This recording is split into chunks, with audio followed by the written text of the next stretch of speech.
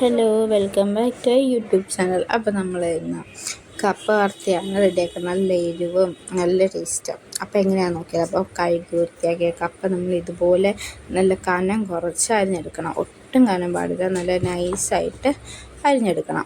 എന്നിട്ട് ഇതാ നമ്മൾ എണ്ണ നല്ല തിളച്ച് വരുമ്പോൾ നമുക്ക് അതിനകത്തോട്ടിട്ട് നല്ല ഫ്രൈ ചെയ്ത് നല്ല മൊരിച്ചെടുക്കാം.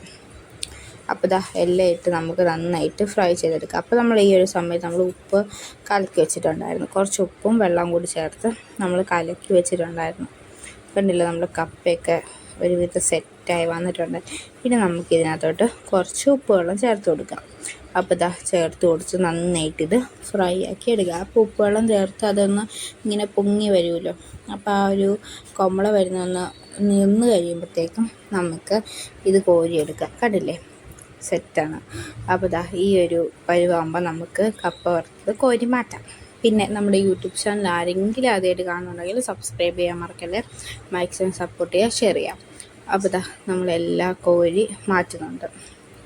ഇതുപോലെ തന്നെ നമുക്ക് എല്ലാം ഫ്രൈ ചെയ്തെടുക്കണം.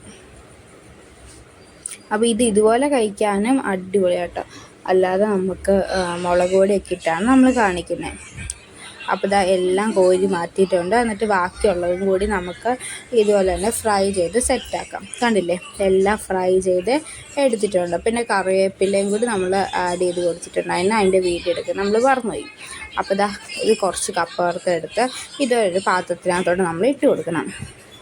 എന്നിട്ട് നമ്മൾ ഇതിനകത്തോട്ട് മുളക് പൊടി ഇട്ട് കൊടുക്കുന്നത്. അപ്പോൾ നമ്മൾ കാശ്മീരി മുളക് പൊടി ഇട്ട് കൊടുക്കുന്നത്.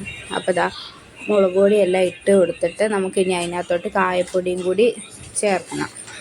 അപ്പോൾ മുളക് പൊടിയും കായപ്പൊടിയും കുറച്ചേ നമ്മൾ ഉപയോഗിക്കുന്നുള്ളൂ.